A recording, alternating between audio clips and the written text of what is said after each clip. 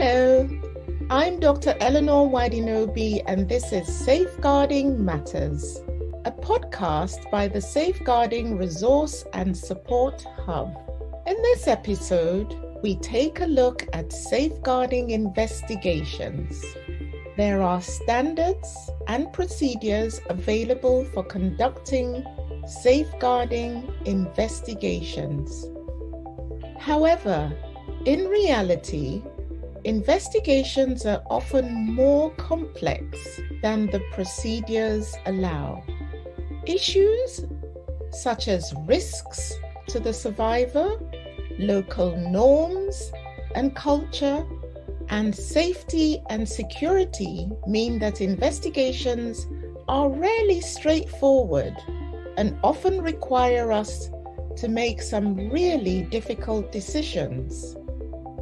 This podcast will take an honest look at these challenges and how we can begin to have open conversations to address them. In this episode, we'll be joined by Oge Chukwudozie and Lucy Heaven Taylor. Oge Chukwudozie is a safeguarding and protection professional with over 15 years' experience in the aid sector. She has worked with different organizations such as Africare, Christian Aid, and Save the Children. In these years, she has worked in various thematic areas, including education, HIV and AIDS, livelihoods, nutrition, and emergency response. Currently, Oge is the National Associate for the Resource and Support Hub, Nigeria.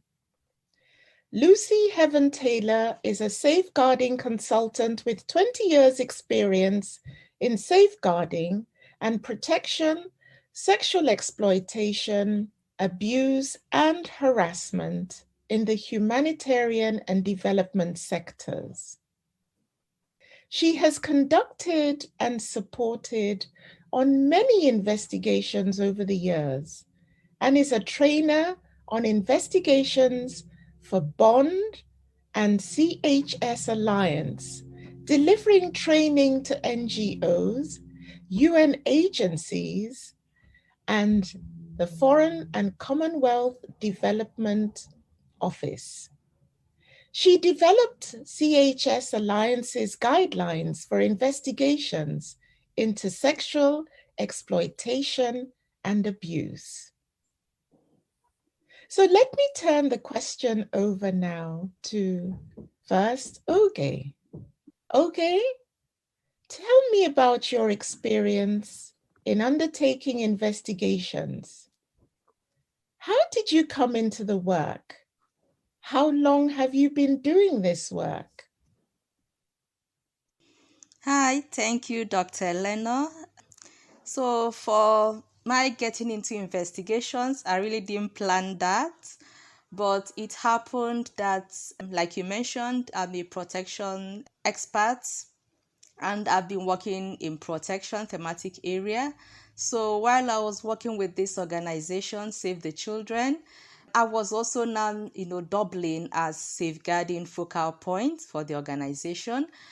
And of course, safeguarding works hand in hand, if I would say, with investigations. It's really part and parcel of what we do in safeguarding. So it was at that point that I got involved in safeguarding, and I was even sent for a training by then HAP in Uganda for a training on investigations. That was around 2012, and that's how I got into the investigations. Thank you.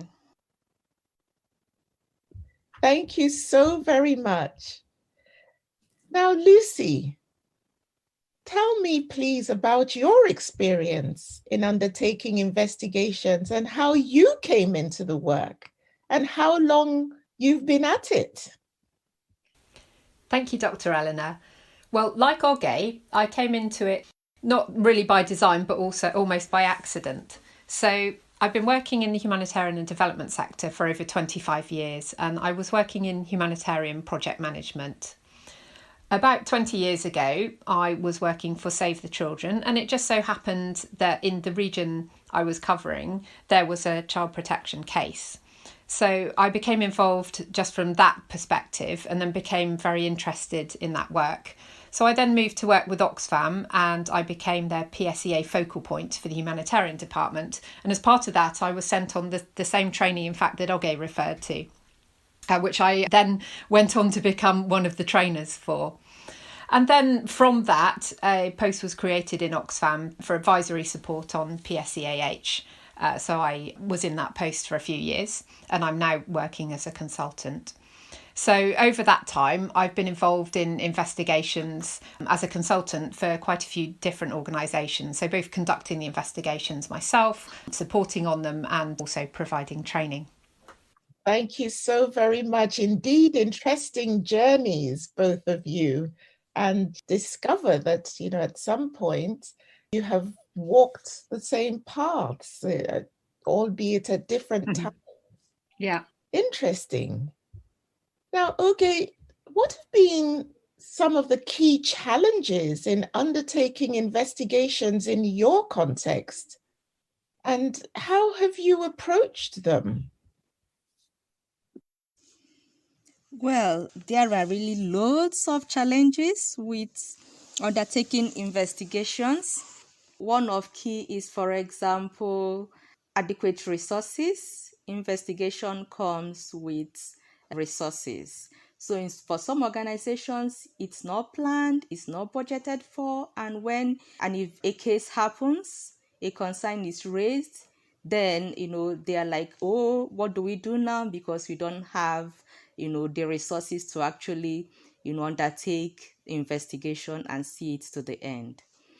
Then there is also the aspect of fear of where the investigation of SCAH can put a survivor at risk of retaliation from the community.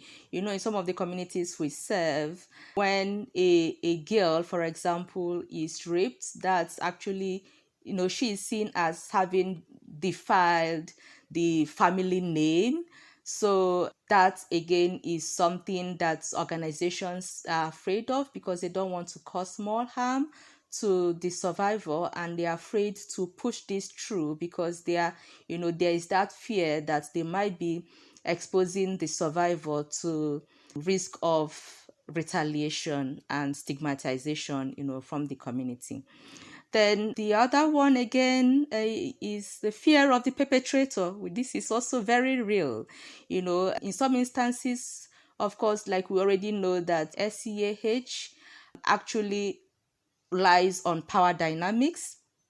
So usually the perpetrator, is someone of high position or power in the community or organization. So there is this fear that probably the perpetrator will be powerful enough and will really make the life of everybody involved very difficult if investigation is continued. So these are some of the challenges that organizations face when trying to undertake investigations.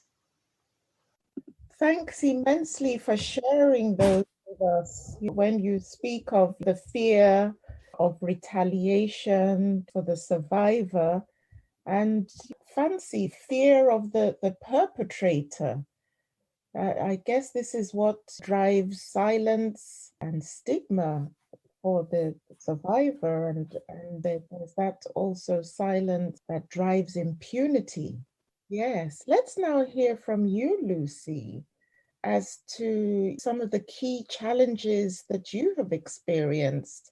And, would like to hear also how did you approach these challenges? Thank you, Dr. Eleanor. So in addition to the challenges that Oge and I have discussed, some other challenges that have come up have been, for example, quite often people say, what do we do when the organisation doesn't have any skill in investigations internal to the organisation?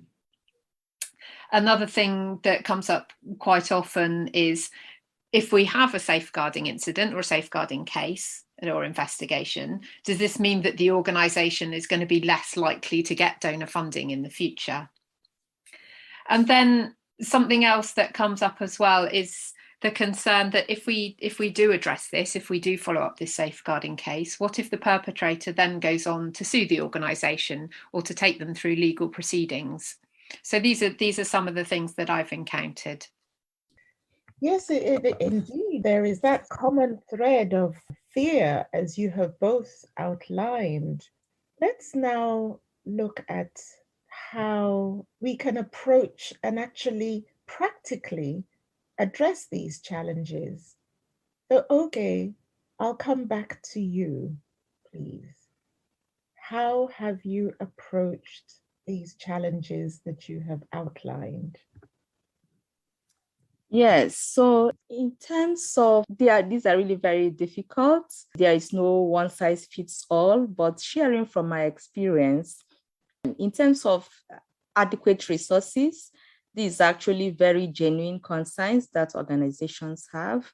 But one key thing is that it's important to always know that you budget and plan, for investigation. So that will be part of the safeguarding measures you put in place. So, for example, including safeguarding activities and budgets, including safe investigation in your budget, in the organizational proposals and budgets. This actually will help you to at least have the resources that you need, that the organization needs to undertake investigation when it happens, because you don't want to be caught not prepared. It's better to be prepared, and it doesn't happen, then it happens and then you are not prepared. And some of the costs that actually needed would be like, for example, costs for travel. If a staff needs to maybe travel from one location to the other to conduct interviews with the survivor or, other witnesses, that need to be budgeted for. Legal costs, maybe there might be some legal costs, and even cost for the survivor to undergo medical treatments. It's also important that, this is included in budgeting purposes. So for RSH, we're actually developing a template and guide that will help in conducting investigations so that organizations will know, and there will be some templates that will come with that. Organizations will know how to budget for these things. We already have a tip sheet on how to integrate safeguarding in proposals. So that is already available on our hub. So that's really, those are the areas, let's get ourselves prepared and include these costs in our budgets. Then for the aspect of fear of the retaliation or stigmatization or discrimination against the survivor by the community, first, it's important that, organizations know their context very well. And because, usually the context is that you are working in this community, probably you've had interactions with that community before. The staff now records, there is this record of safeguarding concern. So it's important to really know the context and to conduct risk assessment from the start to see what are the issues and the challenges that might happen, so that you also prepare ahead. And whatever gaps, you need to develop mitigation measures, put mitigation measures in place to be able to address those gaps of that risk assessment shows. And then, of course, the issue of confidentiality is quite paramount in cases of safeguarding and investigation. Confidentiality is essential. So it's only those that need to know that should know. It shouldn't be something that everybody, gets to know about this information.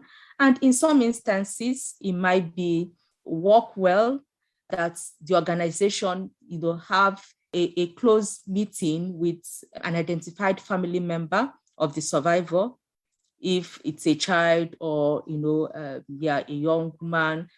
So that might be something that the organization might need to do, to talk with the family and, of course, provide care, show that concern, because, of course, as part of the prevention methods that the organization, is doing, is already raising awareness that the organization has zero tolerance to sexual exploitation and abuse, and then, of course, having your reporting mechanism. So organizations should be able to, make it clear that this is actually not what the organization stands for, but rather, the person has done it outside of their own. And then you let the trusted family member, to know how the process organization is taking to handle, the investigations, of course, to handle the case, including the investigation. So those are really parts of what organization can do to really reduce that retaliation or discrimination, knowing that really the survivor is not to be blamed. Usually how it is in our setting, Nigerian, so in Africa, usually is the girl, is the woman that is blamed when there is issue of sexual exploitation and abuse. Oh, why did you go there? Oh, why did you do that? Oh, why that? Oh, why that? So knowing that the survivor is not to be blamed because there is the issue of power dynamics. This person actually exploited, the staff exploited this survivor. So that would maybe help to calm the family down, and that discrimination or a retaliation will not happen to the survivor. For fear of the perpetrator being very powerful, yes, this is actually quite, usually happens because, so this person is well recognized in the office. How do we sometimes even the political will from the organization to take it on is not there. But again, knowing that it's not everybody in the organization that should know, if the alleged perpetrator needs to be given leave, so sometimes it's not that you're sacking, because of course the investigation should happen and concluded before any decisions will be taken if the person is found wanting. So even if it means some organizations will decide, okay, we don't want this person to interfere, so the person goes on leave. So everybody, that other person knows, oh, this person has gone on leave. It's just leave, and then someone is covering. People go on leave in organizations. So and then the small team that will handle the investigations will now conduct the interviews and activities as it should be. So making sure confidentiality is very paramount in this instance. It's very paramount. And of course, risk assessments need to be conducted, to weigh and balance all that is needed. In all, we want to make sure that we are not doing harm to others and the protection needs are all covered.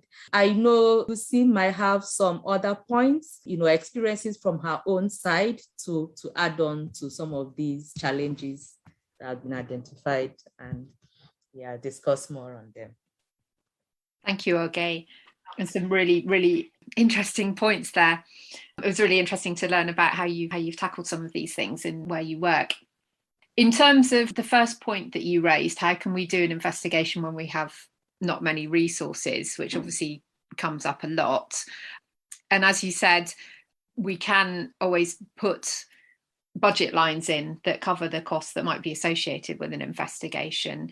I think most donors now are aware of the fact that there is a cost associated with doing investigations. And most donors should accept budget lines in proposals that you put forward to them for this work. And in fact, I was in a webinar recently that FCDO, the Foreign and Commonwealth Development Office here in the UK, were presenting at, and they did reiterate that point and said, please do put in a budget line for safeguarding and associated costs. And I think I would even add to that, I would encourage people to make sure that in any donor proposals they do put in that budget line, because then if we don't include costs on safeguarding, then we're making it look to the donors that we don't need that money. So the more people who actually put it into proposals, the more we're hopefully getting that message across that, actually you're asking us to be compliant on safeguarding, but, it does cost money. So please do fund us for this work.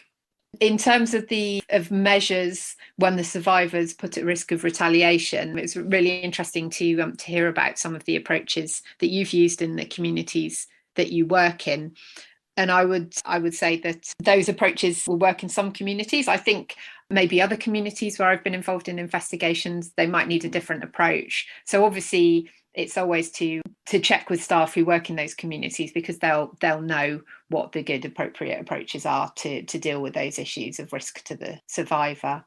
And as you've talked about quite a lot, I think the two words that were sticking out for me from what you were saying, risk assessment and confidentiality. And again, just to reiterate your points on that a risk assessment is really important, and understanding the dynamics of the community that we're working in and looking at ways we can address some of those issues is really important, and obviously keeping confidentiality as well.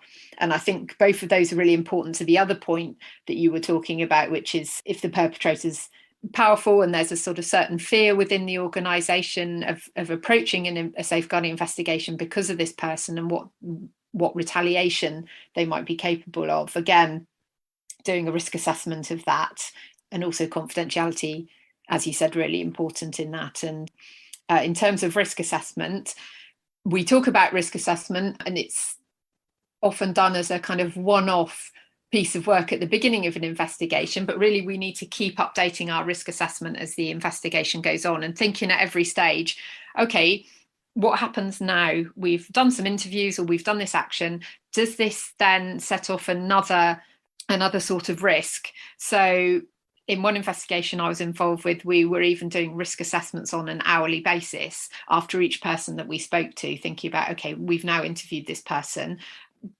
If there's a breach of confidentiality, are there going to be risks to other people involved? And really just being aware of that and making sure that we keep everyone involved as safe as we possibly can.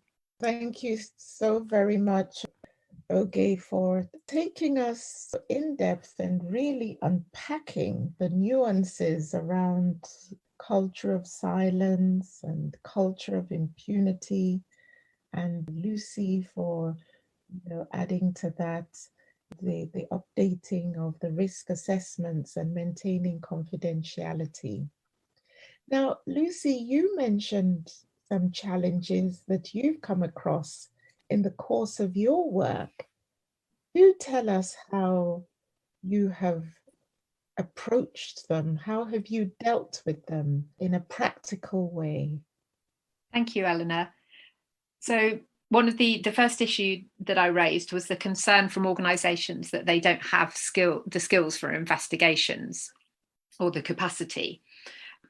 Well, there are several ways of approaching that. First of all, if it is a really serious safeguarding incident, then you might want to look at getting in external expertise. And I'll be honest, there is a cost associated with that. And again, that's something that we would hope that donors would be really approachable in terms of helping with the costs around that. And we have in the Safeguarding Resource and Support Hub, we have Safeguarding Consultants Directory as well, just to mention that, where we have lots of consultants who are working in the context that we're doing a lot of our work in terms of humanitarian and development work, who might be able to be approached to help with safeguarding investigations.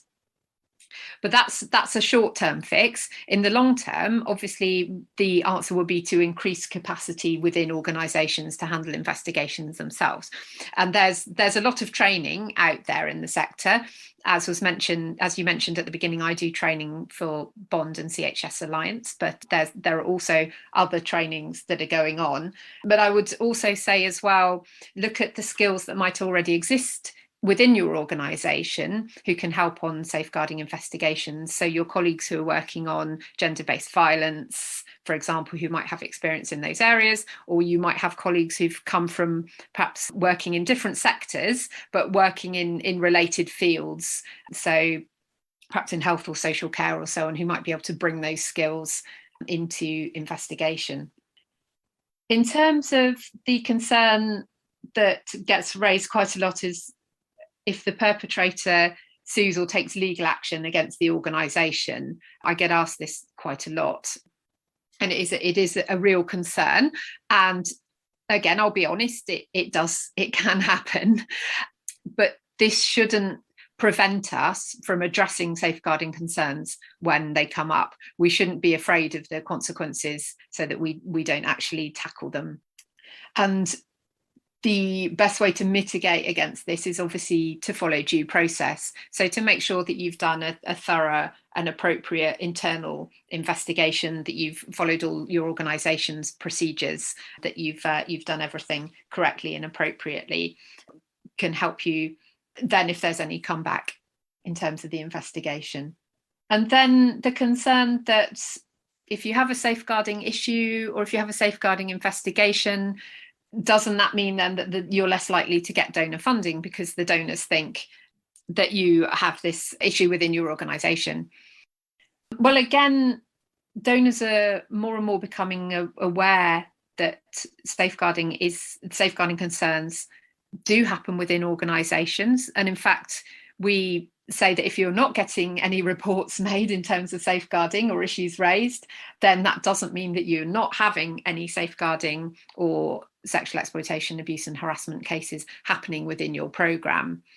These issues happen in the general population anyway, so we know that the likelihood is that they are happening in the work that we're doing. So no reports doesn't mean that you don't have any problems and that everything's being done well. In fact, what it means is that you do not have the systems in place that are enabling people to come forward and to report.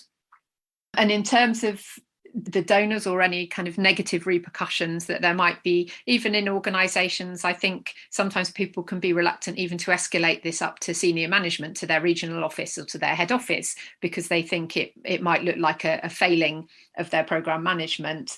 But we should be in a place now where we do realise, as I say, that these kind of incidents and concerns do happen, and donors should be aware of this, and it shouldn't impact on your donor funding. What should impact on your donor funding is if you don't deal with them appropriately and effectively. But if you can show again that you've followed due process and you are tackling this, then donors should be open to that. And there certainly shouldn't be punitive measures of removing your funding if you are trying to address these issues. Okay, what's your experience of some of these issues that I've been raising? Yeah, thanks, Lucy. Very great points there. There is never really an easy way out, but I want to share an experience on the last point about, an organization being less likely to get donor funding because of an investigation or SEAH concern. We had a meeting with some executive directors of some CSOs we are working with in Nigeria just a couple of months back. And, we are discussing safeguarding and that. And one of them, and this concern really came up, about, fear again that the donors that, will blacklist them and, they will not be open or allowed to receive funding again from donors. And then one of the participants, the CEOs of organizations that we are working with, shared an experience he had, that there was actually a case like that reported to the organization, and the organization has handled it because they had the reporting mechanisms, and then they got this report. So they've actually, started the investigation and concluded it, and they found out that the person was actually in breach of the organizational policy and adequate measures were taken. So a donor came to them, was doing due diligence, and, asked about this issue. They heard about it from the community because apparently this funder had gone to the community to find out more about the organization, and all that. They're just really doing their due diligence quite well. And then when they came to the organization, they were like, oh, what of this case? And they were very open to share the steps that they took in addressing that concern, and even the lessons that they've learned from it and where they need to strengthen more. And the funder was quite happy with that and, took them on. Where it would have been disastrous was where if they had tried to cover up, maybe they've not done anything, and they were not trying to cover up, maybe lie that, so that would have been disastrous. So I think organizations and this part, and I will tell you that this is not even an international NGO, is a local NGO and a CSO that we are partnering with. And they share this, and it was actually a great learning for all the other CSOs in that room. So this is actually important, because most times, especially for smaller CSOs, it's really a concern for them, and that's why they try to hide it. They don't want to bring up the issue of SEA, thinking that when it happens, it's really like a failure on their part.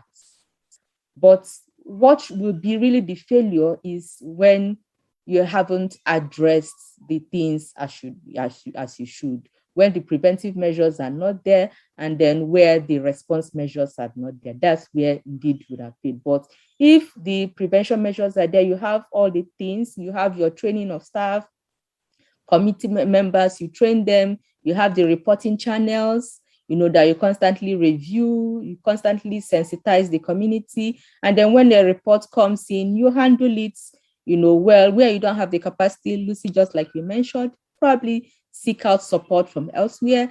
Then try to also build your staff capacity and see where you can actually even leverage more. If it's a local organization, maybe get support from your INGO partner to help you, if they have that capacity in investigation, to help you to handle the investigations, and you learn from it. So these are really the things that organizations need to put in place, and that's when you do that, you'll be confident even to say, oh yes, I did this, I did that, I did that. So this person actually acted not in line with the values of the organization, and then this is what we are doing. So that way the donors will actually even be happy and continue to fund.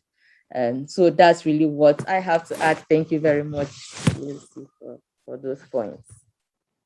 Indeed, truly illuminating, very practical steps, short and long term, and also the sharing of case studies. That's it for today. We hope you found it a useful conversation, and thank you once again to Oge and Lucy. There were a lot of recommendations. So here is our summary of the top takeaways. 1. Investigations are hardly ever straightforward. It's important to acknowledge this. However, we cannot do nothing. Otherwise, we risk the safety of the people we are working with. 2, we can learn from each other by having open discussions and sharing learning, whilst not breaching confidentiality, of course. 3, add a budget line to proposals for safeguarding work. Most donors should accommodate this. 4, there is a lot of guidance and there are a lot of resources available, including on the Safeguarding Resource and Support Hub. Thank you once again for listening.